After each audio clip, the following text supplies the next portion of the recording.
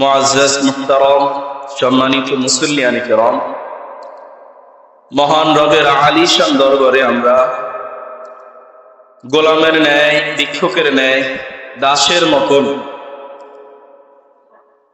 শুকর এবং সুজুদ জ্ঞাপন করছি, যিনি অশেষ দয়া করে, মায়া করে, মেহেরবানি করে, ভালোবেসে আমাদেরকে আরো একটা জুমা উপহার দিয়েছেন। তার প্রিয় ঘর মসজিদে আসা, বসা, আলোচনা করা এবং শোনার তৌফিক দান করেছেন। এজন্য সকলে হৃদয়ের গহীর থেকে সমস্ত আবেগ, ভালোবাসা, অনুভূতিকে উজাড় করে দিয়ে মহান স্রষ্টার দরবারে আমরা শুকরিয়া নিবেদন করছি। সকলে বলি আলহামদুলিল্লাহ। দরুদ এবং সালাম জ্ঞাপন করছি লক্ষ কোটি, তার চাইতে আরো বেশি লক্ষ কোটি গুণ সালাত এবং সালাম প্রেরণ করছি আল্লাহর সৃষ্টির প্রধান আকর্ষণ, এই বিশ্ব সভার সভাপতি, বিশ্ব মানবতার মুক্তির দূত, আমাদের পেয়ারা নবী রাসূল আরবি সাল্লাল্লাহু আলাইহি ওয়াসাল্লামের শান। সকলে বলি সাল্লাল্লাহু আলাইহি ওয়াসাল্লাম। সম্মানিত হাজিরিন, আমরা জুমার ধারাবাহিক আলোচনায় জীবনের অত্যন্ত গুরুত্বপূর্ণ একটি বিষয়, জীবন ঘনিষ্ঠ একটি বিষয়, বিবাহ সম্পর্কে ইসলাম, এই সিরিজে আলোচনা করতেছিলাম। তার এই ধারাবাহিকতায় আজকে আমরা কোরআন এবং হাদিস থেকে ওলামায়ে আহলুস সুন্নাহ ওয়াল জামাতের কিছু আকওয়াল, কিছু রায় আপনাদের সামনে তুলে ধরব। যতটুকু আলোচনা করব সবটুকু আলোচনা আল্লাহ রাব্বুল আলামিন হৃদয়ের কান দিয়ে শোনা এবং আমল করার তৌফিক দান করুন, বলি আমিন। সম্মানিত হাজিরিন, আমরা বলেছিলাম এই পৃথিবীতে যত সম্পর্ক আছে, ভাই বোনের সম্পর্ক, মা বাবা সন্তানের সম্পর্ক, আত্মীয়তার সম্পর্ক, এই সমস্ত সম্পর্কের ভিতরে সবচেয়ে প্রাচীন এবং সবচেয়ে প্রথম যে সম্পর্ক, সেটা হচ্ছে বৈবাহিক সম্পর্ক। কি সম্পর্ক? বৈবাহিক সম্পর্ক। জান্নাতে সাইয়েদনা আদম আলাইহিস সালাতু ওয়াস সালামের সাথে আম্মা জান হাওয়া আলাইহিস সালাতু ওয়াস সালামের যে সম্পর্ক আল্লাহ তৈরি করেছিলেন, সেটা ছিল বৈবাহিক সম্পর্ক, এবং এটা ছিল পৃথিবীর প্রথম সম্পর্ক। তো আমরা বিবাহের গুরুত্ব নিয়ে আলোচনা করেছিলাম। আমরা বলেছিলাম যে আপনি একজন মেয়েকে বিবাহ করবেন, তার ভিতরে 4টা গুণ দেখে বিবাহ করবেন। কয়টা গুণ? 4টা গুণ। গেল জুমা আমাদের এটা পড়া ছিল। আমরা একজন মেয়েকে বিবাহ করব, সেই ক্ষেত্রে কয়টা গুণ তালাশ করব?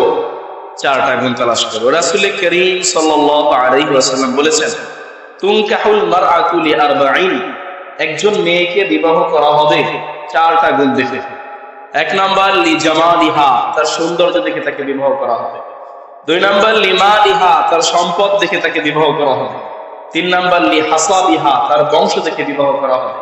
4 নাম্বার লিদীনিহা, তার দিন দেখে বিবাহ করা হবে। ফাজফার বিজাতিদ দ্বীন, তবে এই 4টার ভিতরে প্রাধান্য দিতে হবে দ্বীন। কিসে? দ্বীনকে প্রাধান্য দিতে হবে। যেই মেয়ের ভিতরে দ্বীনদারিতা বেশি, যেই মেয়ের ভিতরে আমলদারিতা বেশি, দ্বীনের প্রতি মায়া, মহব্বত, ভালোবাসা যার বেশি, সেই মেয়ের ভিতরে উপরের 3টা সম্পদ, সৌন্দর্য, বংশ না থাকলেও দ্বীনকে প্রাধান্য দিয়ে তাকে আনতে হবে। এটা হচ্ছে রাসূল করিম সাল্লাল্লাহু আলাইহি ওয়াসাল্লামের শেখানো পথ। তো আপনি একজন দ্বীনদার মহিলাকে কেন বিবাহ করবেন? কেন একজন দ্বীনদার মহিলা আপনার ঘরে নিয়ে আসবেন? এর অনেক কারণ আছে, অল্প কিছু কারণ। আমরা চলে যাব পৃথিবী ছেড়ে আমরা চলে যাব। আমরা এমন এক প্রজন্ম রেখে যেতে চাই না, যেই প্রজন্ম আমাদের অনুপস্থিতিতে দুনিয়ার জমিনে ফাসাদ তৈরি করবে, ঠিক কি না? আমরা চাই আমরা এমন একটা প্রজন্ম, আমাদের এমন সন্তান সন্ততি হোক, আমরা চলে যাওয়ার পর যে সন্তান সন্ততি আমাদের কবরের পাশে গিয়ে 2 হাত তুলে চোখ থেকে ঝরঝর করে পানি পেলে আল্লাহর কাছে ফরিয়াদ করবে। আমরা চাই এমন একটা প্রজন্ম আমরা দুনিয়াতে রেখে যাব, যেই প্রজন্ম শুধু নিজের কথা না, দেশের কথা, জাতির কথা, সমাজের কথা, পরিবারের কথা, সবার কথা চিন্তা করবে, দেশ জাতি সকলের জন্য সে কাজ করবে। এইরকম একটা প্রজন্ম আমরা রেখে দিতে চাই। আর এই প্রজন্ম রেখে যাওয়া সবচেয়ে এবং সর্বোত্তম এবং একমাত্র বৈধ পদ্ধতি হচ্ছে বিবাহ। বিবাহ বহির্ভূত কোন সম্পর্ক ইসলামে বৈধতা দেয় না, কোনো সম্পর্ক নেই, একমাত্র বৈবাহিক সম্পর্ক। তো এর জন্য আমরা বলেছিলাম যে ভালো একটা প্রজন্ম যদি আপনি দুনিয়াতে রেখে যেতে চান, সর্বপ্রথম আপনার কাজ হলো ভালো একজন মাকে তৈরি করা, ভালো একজন মা তৈরি করা। একজন সালাফকে জিজ্ঞেস করা হয়েছিল যে আমার বাচ্চা 2-3 মাস হয়েছে, জন্মগ্রহণ করেছে, আপনি আমাকে একটু নসিহত করেন যাতে করে আমার এই বাচ্চাকে আমি দ্বীনের পথে রাখতে পারি, আমার এই বাচ্চাকে যাতে করে আমি দ্বীনের জন্য কিছু একটা করতে পারি, একটু নসিহত করেন। তো সেই সালাফ বলতেছিল, তুমি 2 মাস পরে এসেছো বাচ্চা হওয়ার, 2 মাস পরে এসেছো বাচ্চা হওয়ার, অথচ একটা ভালো প্রজন্ম তৈরি করতে হলে সর্বপ্রথম মা নির্বাচনের মাধ্যমে শুরু হয়।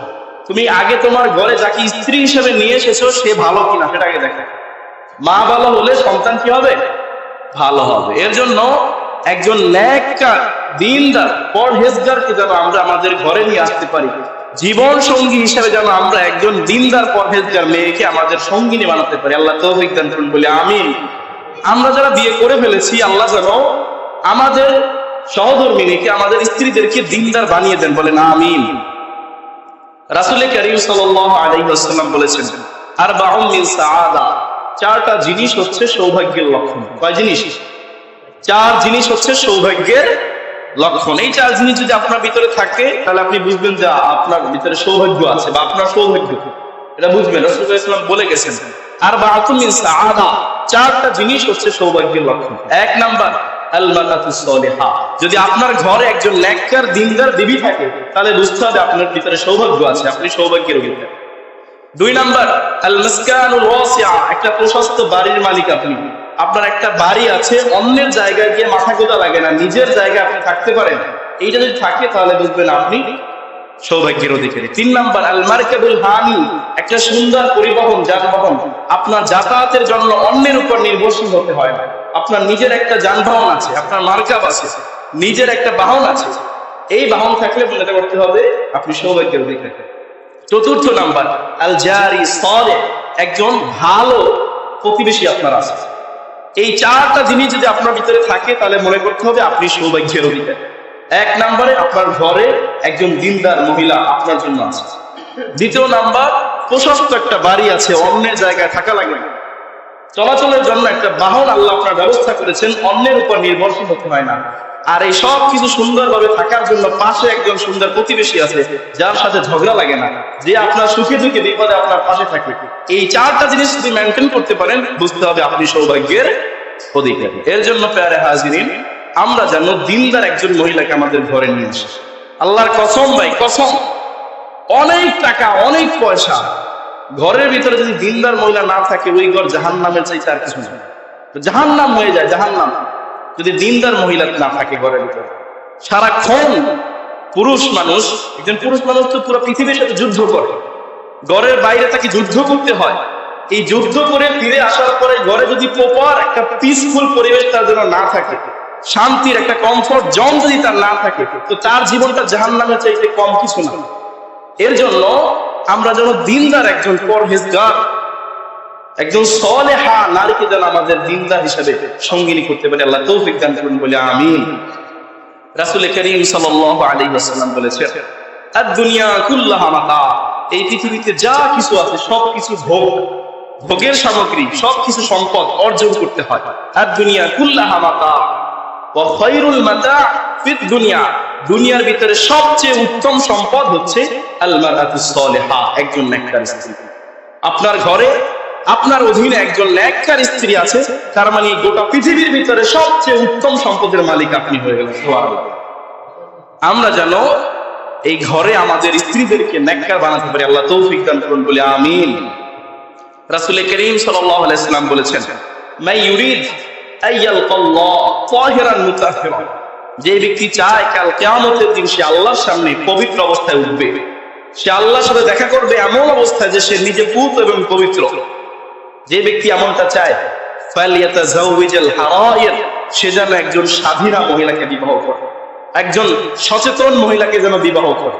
কারণ একজন সচেতন মহিলাকে বিবাহ করলে সেই সচেতন স্বাধীন মহিলা ওই পুরুষের চরিত্রের জিম্মাদার হবে, ওই পুরুষের চরিত্রকে রক্ষা করবে, তার চরিত্রকে কুলুষিত হতে দেবে না, তার নিজেকে পবিত্র রাখবে।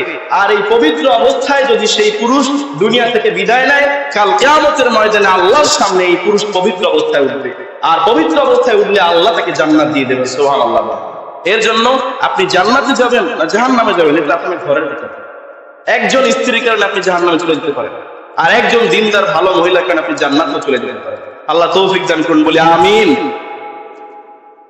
জামানার সবচেয়ে বড় মুফাসসির, সবচেয়ে বড় আল্লাহর ওলি হাসান বসরি রাদিয়াল্লাহু তাআলা আনহু, ওনার নাম শুনে না এমন মানুষ খুব কম।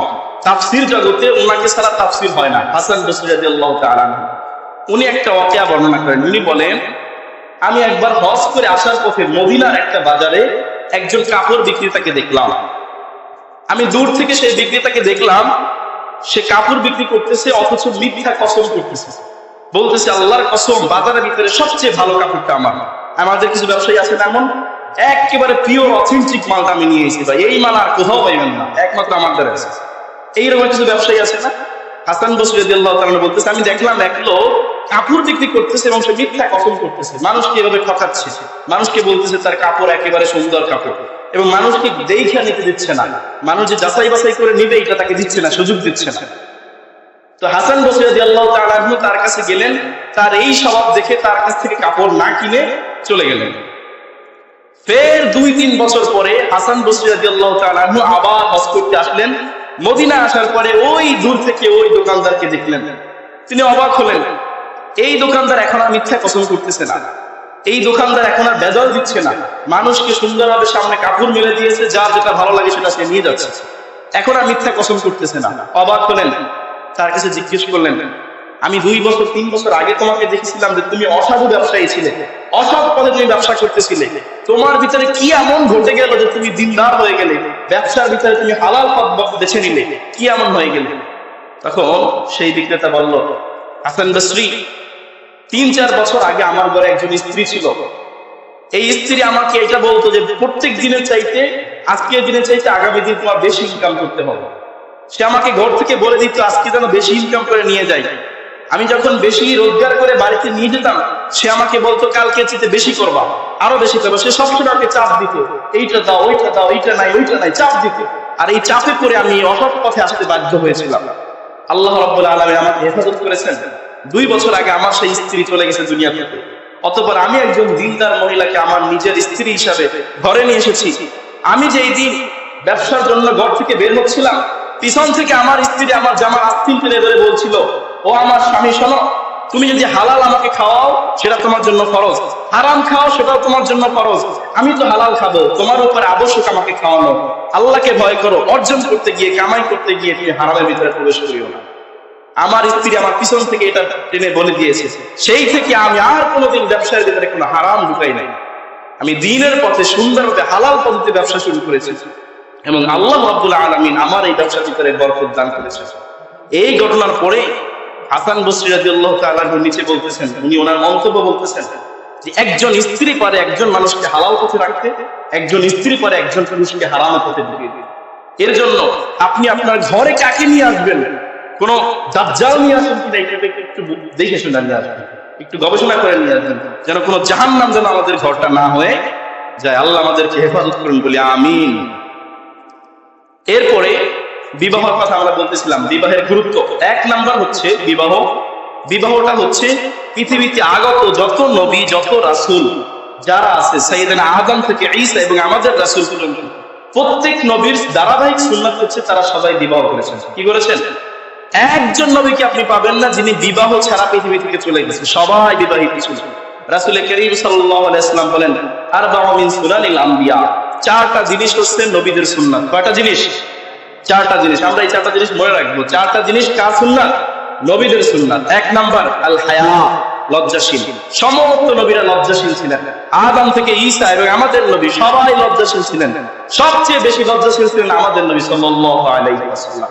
আম্মা জান আয়েশা রাদিয়াল্লাহু তাআলা আনহা বলেন, নবী যখন লজ্জা হইতো না, উনি যখন লজ্জিত হতেন তখন ওনার চেহারা লাল হয়ে যেত, মনে হতো কোন নববধূ হঠাৎ করে যেন তার ঘোমটা খুলে দেওয়া হয়েছে। সুবহানাল্লাহ বলেন। সে যেন শরমে লজ্জায় তার চেহারা লাল হয়ে গেছে। রাসূল যখন লজ্জিত হতেন তখন তার চেহারা লাল বর্ণের হয়ে যেত। তো সবচেয়ে বেশি লজ্জা ছিল আমাদের নবী। আমাদের ভিতর থেকে লজ্জা হারিয়ে গেছে, লজ্জাশীলতা আমাদের থেকে চলে গেছে। এত পরিমাণে বেহায়া আমরা হয়ে গেছি, লাজ শরম হারিয়ে এত পরিমাণে নোংরা আমরা হয়ে গেছি যা বলার বাহিরে, বলার বাহিরে। আজ থেকে 50 বছর আগে, 20 বছর আগে এত বেলজ্জা, এত বেহায়া আমরা কল্পনা করতে পারি না। মনে রাখবেন, লজ্জাশীলতা এটা কার? নবীদের সুন্নাত। সমস্ত নবীদের সুন্নাত হচ্ছে লজ্জাশীলতা। রাসূল করিম সাল্লাল্লাহু আলাইহি ওয়াসাল্লাম বলেন, ইযা লাম তাস্তাহি ফাসনা মা শিতা। যখন মানুষের ভিতর থেকে লজ্জা চলে যায়, তখন সে যা ইচ্ছা সে তাই করতে পারে। তখন তার মাঝে আর পশুর মাঝে কোনো পার্থক্য থাকে না। পশু আর মানুষের ভিতরে পার্থক্য হচ্ছে লজ্জা। পশুর ভিতরে লজ্জা নাই, মানুষের ভিতরে লজ্জা আছে। লজ্জা থাকার কারণে সে অবৈধ কাজ, খারাপ কাজ করে না। পশুর ভিতরে লজ্জা নাই, এর জন্য সে যা ইচ্ছা তাই করতে পারে। ইযা লাম তাস্তাহি ফাসনা মা শিতা। যখন তোমার ভিতরে লজ্জা থাকবে না, যখন যা ইচ্ছা তাই করতে পারে। এর জন্য 1 নাম্বার সুন্নাত লজ্জাশীল ছিলেন। 2 নাম্বার আত-তাআত্তুর। সমস্ত নবীদের সুন্নাত ছিল তারা সবাই আতর ব্যবহার করতেন, সুগন্ধি ব্যবহার করতেন। সমস্ত নবীদের সুন্নাত ছিল এটা। রাসূল করিম সাল্লাল্লাহু আলাইহি ওয়াসাল্লাম বলেন, আমার কাছে কেউ হাদিয়া নিয়ে এসেছে এবং সেই হাদিয়াটা হচ্ছে আতর, এই রকমের হাদিয়া আমি কোনোদিন ফিরাই দিই না। যে দিয়েছে আমি সাথে সাথে গ্রহণ করে নিয়েছি। আমার কাছে হুব্বিবা ইলাইয়া তাআত্তুর, আমার নিকটে আতরকে, সুগন্ধিকে, সুবাসকে প্রিয় করে দিয়েছেন কে? আল্লাহ। জোরে বলেন কে? আল্লাহ। আমাদেরও সুগন্ধি ভালোবাসতে হবে। এটা হলো 2 নাম্বার সুন্নাত। 3 নাম্বার সিওয়াক।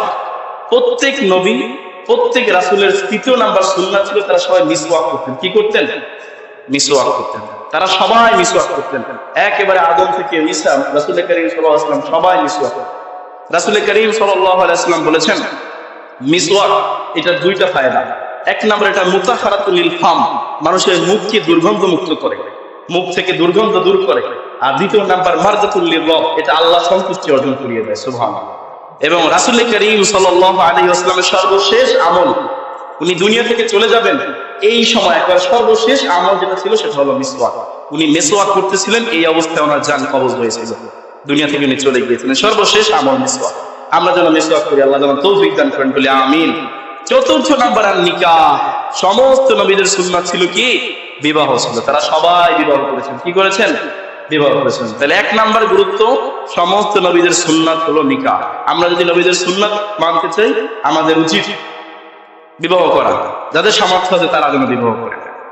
এরপরে বিবাহ করা 2য় ফজিলত, যদি কেউ বিবাহ করে আল্লাহকে ভয় করে, আল্লাহকে ভয় করে যদি কেউ বিবাহ করে, আল্লাহ রাব্বুল আলামিন সেই বান্দাকে সাহায্য করা নিজের জন্য ওয়াজিব করে নেয়।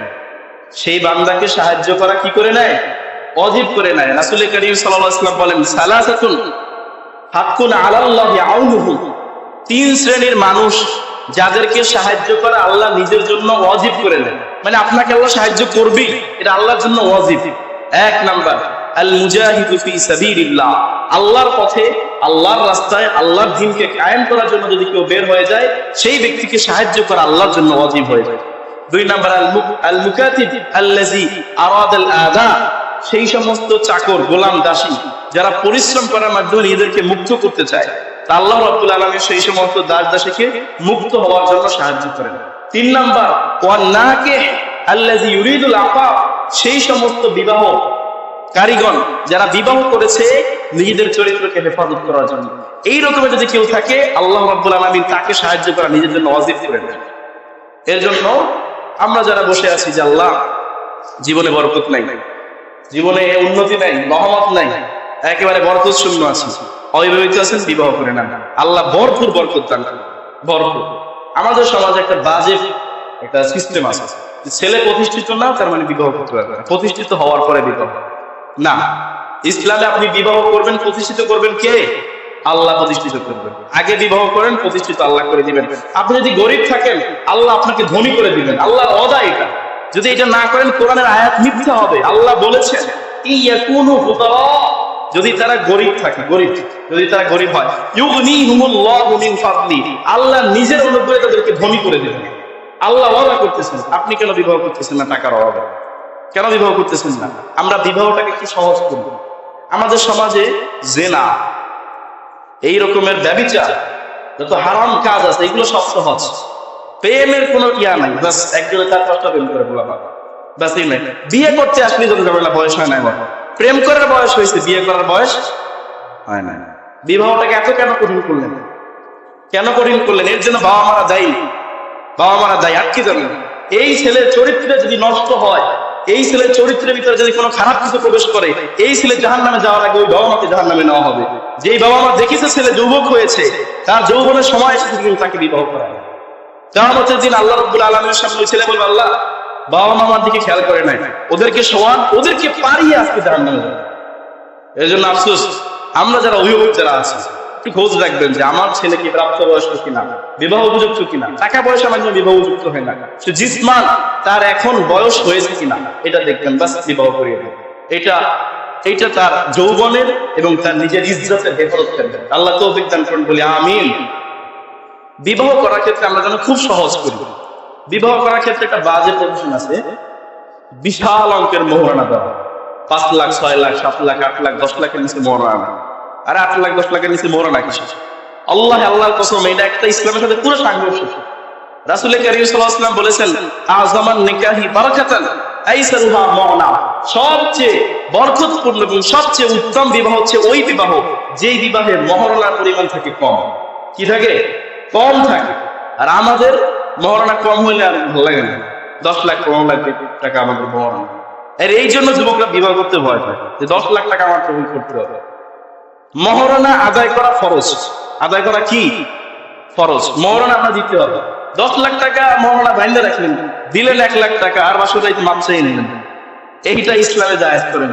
আপনি যা দিবেন, মোহরানা যা দিবেন করবেন সবটুকু আপনার। 500 টাকা আপনি, কথার কথা, 5,000 টাকা আপনি পারতেছেন, 5,000 টাকা আপনি মোহরানা করেন, তার মিকদার 5,000 টাকা রাখেন, এবং 5,000 টাকা আপনি পরিশোধ করেন। 5 লাখ দিয়ে 500 টাকা পরিশোধ না করতে পারলে তো এর ভিতরে কোনো ফায়দা নেই। যা করবেন তা কি করবেন? পরিশোধ করবেন। রাসূল কারীম সাল্লাল্লাহু আলাইহি ওয়াসাল্লামের সময় একটা হাদিস বলে শেষ করব, সময় সংক্ষিপ্ত। রাসূল কারীম সাল্লাল্লাহু আলাইহি ওয়াসাল্লাম বসা, একজন মহিলা এসে রাসূল কারীম সাল্লাল্লাহু আলাইহি ওয়াসাল্লামকে বলল, ইয়া রাসূলুল্লাহ ইন্নী ওয়াহাবতু লাকা। হে আল্লাহর রাসূল, আমি আমার নিজেকে আপনার জন্য সমর্পণ করলাম। একজন মহিলা এসে প্রস্তাব দিচ্ছে বিবাহ, যে আল্লাহর রাসূল, আমার নিজেকে আমি আপনার জন্য সুপর্দ করলাম, মানে বিবাহের প্রস্তাব দিচ্ছে।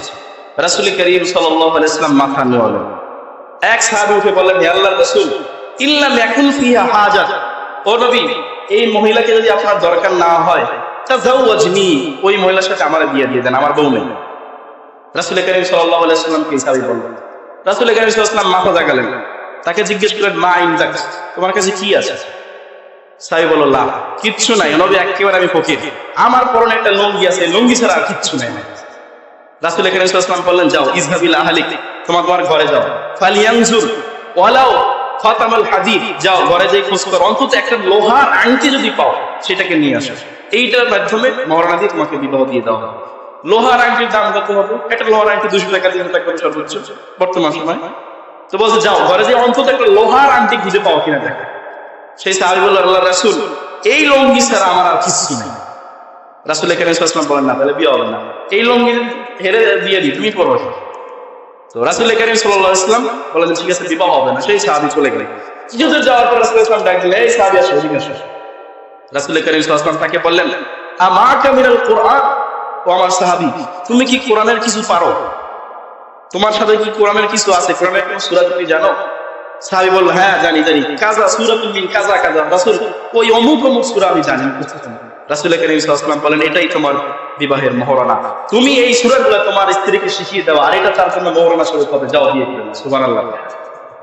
আমরা কত কঠিন করে রাখছি, বিবাহ করতে হবে, মোহরানা দিতে হবে, বিশাল খরচ, বিশাল প্যান্ডেল, এদিকে খাওয়াইতে হবে, ওদিকে খাওয়াইতে হবে, 3-4 বার আসা যাওয়ার ভিতরে, মানে পোলাপান বিয়ের কথা চিন্তা করলে মনে করে যে আমি একটা গজবের ভিতরে পড়তে যাইতেছি, একটু করে কোরবানি হোমওয়ার্ক, ব্যাস এইরকম অবস্থা। সহজ করেন বিবাহকে সহজ করেন।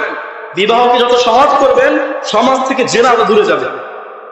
আপনারা জানেন না যুবকরা কি পরিমাণ, মানে জৈবিক চাহিদা মেটানোর জন্য কি পরিমাণ তাদের চরিত্রের অবনতি ঘটতেছে, আপনারা জানেন না।